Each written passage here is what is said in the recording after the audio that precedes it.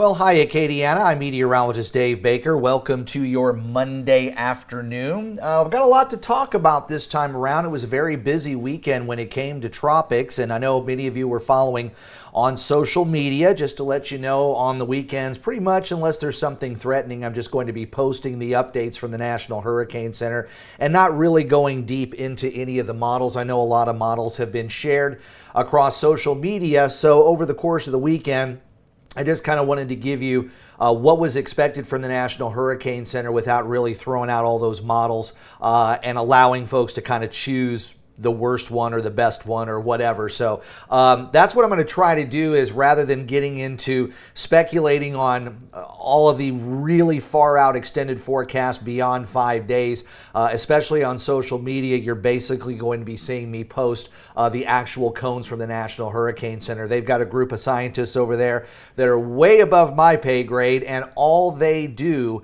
is tropical systems. Of course, I'm more of the synoptic meteorologist, so I got to do your daily forecast, and I also have to do hurricanes, so I'm kind of spread out a little bit. So when it really comes to the good information and when it comes to the official information, I'm going to go ahead and pass that along first before we get into some of the computer models. But let's talk tropics, is where we can start talking a little bit more about the different computer models and different scenarios and what could bring a hurricane here, what would block a hurricane from us. So we're going to go through all of that. But the big news, of course, is Hurricane Beryl. It is still out there. It is nearing, it's a very strong Category 4 hurricane.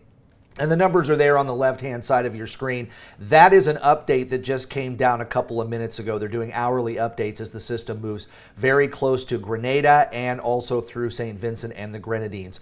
So first of all, I want to kind of show you what's going on locally here. Not a whole lot happening. 91 the current temperature, heat index at 105. A couple of isolated showers out there, and we've got partly to mostly sunny skies currently across Acadiana, so things are looking pretty good, but I still think we'll see some showers and thunderstorms coming up a little bit later on this afternoon.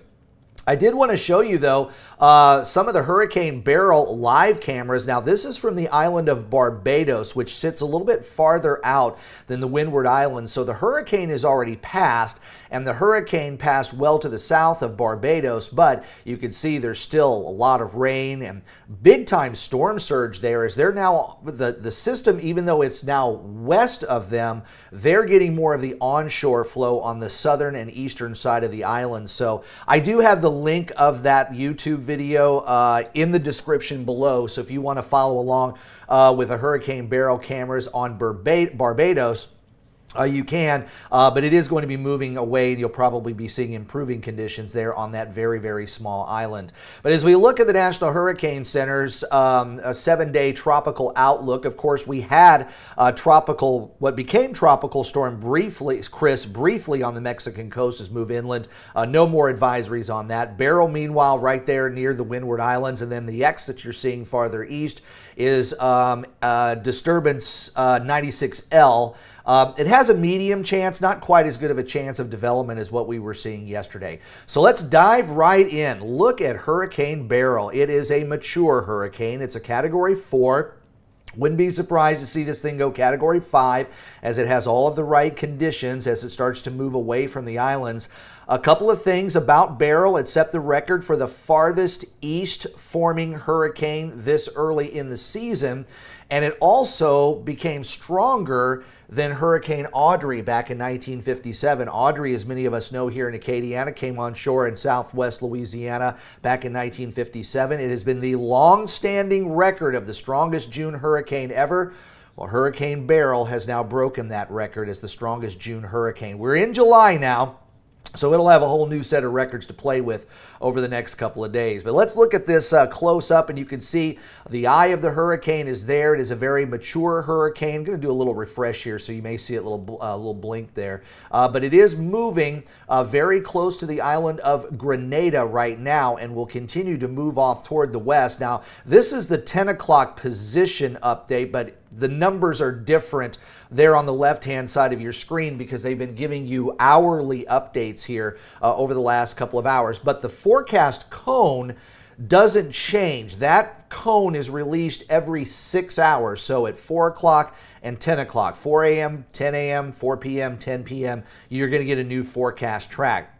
You get a position update as well as an intensity update every 3 hours, as long as there are any warnings out there. And we've got plenty of hurricane warnings and tropical storm watches that are out there. So we're going to be on 3-hour intervals here for the next several days. But the cone refreshes every 6 hours, and we will get a new cone coming up at 4 o'clock. Here are a look at the hurricane models. Now, again, you've heard of all the different models, and we've seen them shared all over the place. You got the GFS, the Euro, the Icon, the CMC, and you've got a whole bunch of, those are the global models. You got all kinds of hurricane-specific models, which is what I'm showing you here. So these models, kind of like, unlike me as a synoptic meteorologist, they're more like the specialists at the National Hurricane Center. These models only forecast hurricanes, so that's why we're going to look at that. And you've probably seen the JEPS and the GEMS models that are also on this page. And by the way, I have the link of this page with all of the hurricane models in the description below. If you want to play around with that, you can.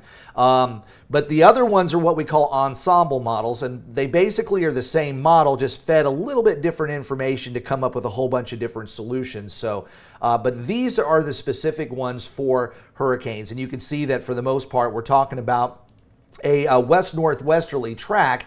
And many of you talked about this on social media over the weekend. It's because we got this huge ridge of high pressure that's actually farther off this screen. It's way out in the Atlantic there, and everything on the bottom of that would shove westward. So that's basically where we're seeing it go right now. There is another ridge of high pressure that's just kind of over here, and another one that's off the over the desert southwest as well. That's what's causing all the heat that we have here along the Gulf Coast.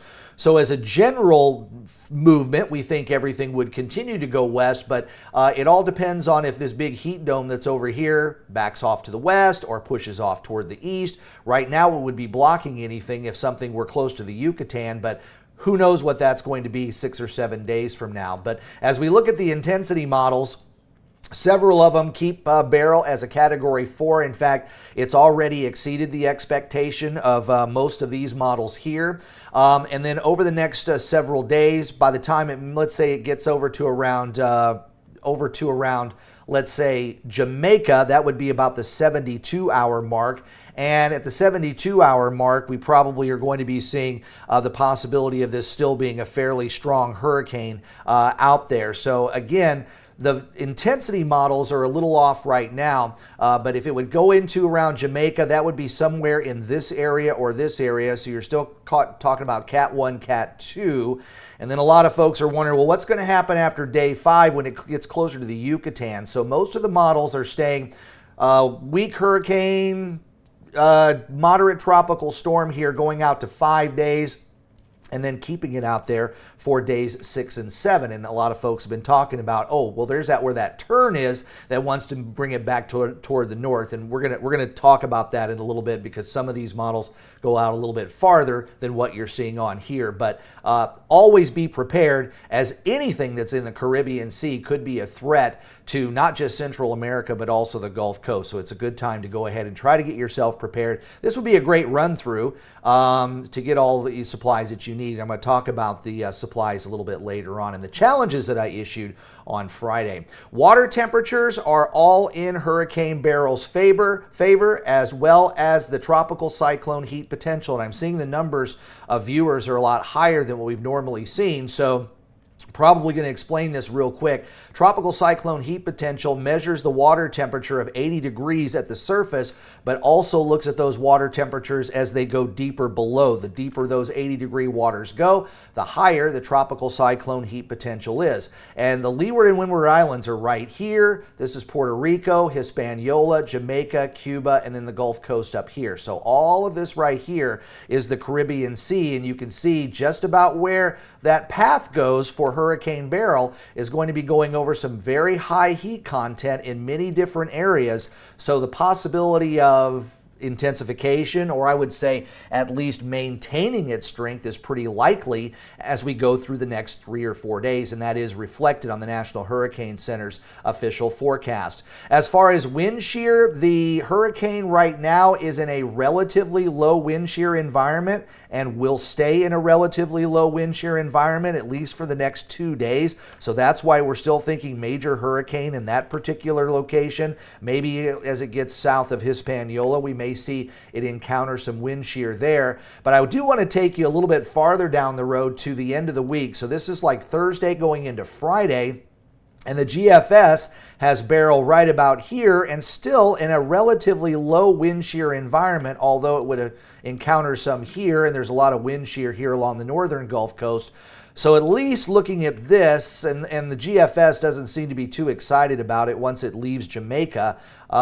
It may be a tropical storm still as it moves over, but I'm going to look at the other models too. But wind shear doesn't seem to be quite as much of a factor. So it's got high heat. It's got high heat content, and it also has low wind shear that it's working with, or moderate wind shear. So with this storm being so powerful, it's kind of creating its own environment anyway, so I would say wind shear isn't really going to matter a whole lot. So let's go through some of the bigger models, and again, I'm just going to forecast for Friday. We're not going to go any farther out. We're going to go 5 days for now. So this is the forecast for Friday, and this is the GFS model, and you can see there's a low pressure area right off of the Yucatan Peninsula. That's the Yucatan right there. Belize is right here.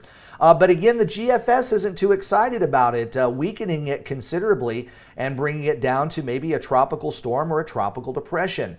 But the Euro model, which is really interesting because the Euro model is usually a lot more conservative and the GFS likes to spin up things like crazy, the Euro is actually producing, I would say, probably a Category 1 hurricane approaching Belize. So a couple of things we're looking here between the GFS and the Euro. Location, it's pretty much in the same place. The only difference is the intensity. The Euro model has it a bit stronger. And then we've also got the HWRF, which is the Hurricane Weather Research Forecast System. Again, this is a hurricane-specific model. And this is the forecast for Friday, and you can see just like the GFS and the Euro, the location is pretty much the same, this being the coast of the Yucatan Peninsula and Belize down here.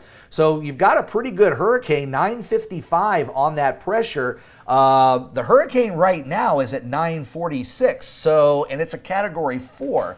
So the HWRF is calling, it's kind of the outlier, but it's calling for a much stronger hurricane and continuing to make its way toward the Yucatan Peninsula. So what's going to be happening beyond that? So we're going out day 5. Now we're going just to Thursday and Friday again. So days 4 and 5. And a lot of folks have been talking about, what about that big heat dome? Well, the heat dome pretty much covers all of this area right now. And by the time we get to Thursday and Friday, it's going to kind of break apart a little bit, but you still got a pretty good ridge of high pressure, both out west and out east, which would tend to keep this on more of a westerly track over the Yucatan and into Mexico. But there is a little bit of a weakness being forecast right there, which may indicate some of the turns that we're seeing on the latter part of those computer models. Most models go out 5 days. You got a couple of them that go out 10, but most of the turns that we're seeing are somewhere in day 7, day 8, and that might be because of a little bit of a weakness in that upper ridge of high pressure. So again, I'm not going to say that it isn't coming here, and I'm not going to say that it is either, because beyond 5 days, you really don't have a good handle on what's going to happen. But again, whenever you have something this big and that's forecast to come within a few hundred miles of Louisiana, it's always good to be prepared. And I'm just going to let you know, this is the first of what will probably be many tropical systems that will threaten the Gulf of Mexico or the Western Caribbean Sea here over the next 5 months. Let's see if there's anything else that's out there. As we left you on Friday, we were watching Beryl develop, and then we had another kind of a weak tropical wave that's moved across the middle part of the Atlantic, and then over the weekend it was kind of looking like it was going to have a decent chance for development, but it doesn't seem like it's going to be having as easy of a time as Beryl did, even though it's a fairly large tropical wave and you got some thunderstorms and it's starting to take a little bit of some shape here. I think it's going to run into a little bit more resistance when it comes to developing, and one of those is the Saharan dust and the drier air. You can see where that tropical wave is right here, and you got that Saharan dust and that dry air that's over the top of that, and it would probably run into it as it starts to move off toward the west. And there's a little bit more wind shear out here too, so this is going to have a little harder chance for developing. You got another wave trying to come off the African coast here as well. And again, with all that Saharan dust out there and the drier air, it may not have as easy of a time as what you're seeing here with Hurricane Beryl, which is just a dangerous, dangerous storm as a Category 4, almost a Category 5 hurricane. 157 is where Category 5 starts. So when you're playing at home, the difference between 150 and 157 probably isn't going to make much difference. But when we left you on Friday, I kind of issued a challenge of some of the things that you would need to be prepared for hurricane season. And I've got 3 different graphics. I'm just going to show you this one, but this is what you can do now.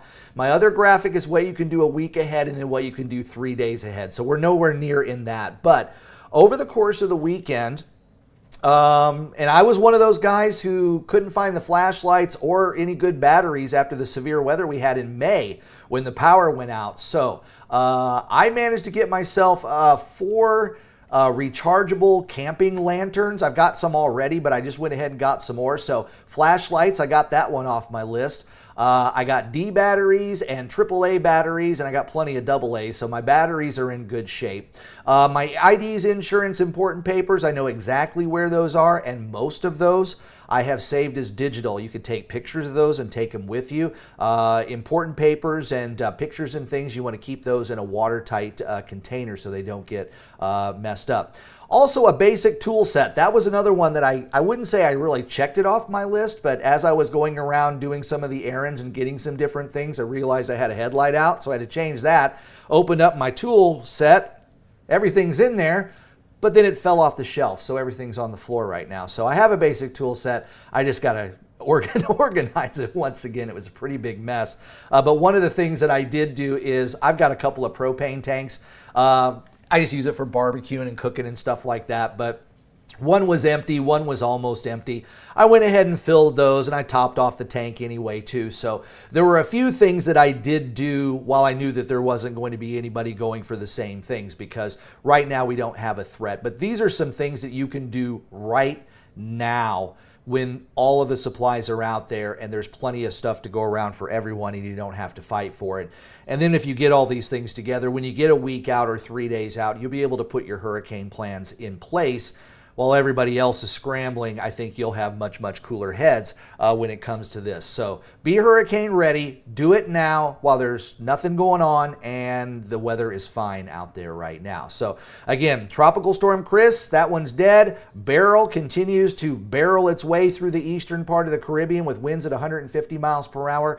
I'll continue to keep you updated on that one on social media throughout the day and overnight tonight. And if there's any changes in forecast path, I'll let you know that as well. But a new forecast cone, the official one from the National Hurricane Center, will come down at 4 o'clock later this afternoon. And I will pop that up on social media. So I really hope that everybody likes Let's Talk Tropics. Looks like a few more of you joined the broadcast this time around. Like this video, subscribe to the channel, and make sure you turn on those notifications as well. And as we go through hurricane season, I'll be doing this live stream pretty much every weekday at noon. And right now, again, we've got a lot to talk about for the next couple of days. Looks like it's going to be kind of a busy week as we go through the tropics. I'm Meteorologist Dave Baker. I hope you have a great day. Stay cool. That heat advisory is in place, an excessive heat warning for our eastern parishes through 7 o'clock tonight. I will see you tomorrow morning on Acadiana Weather Today, sometime around 7:30. Have a great afternoon.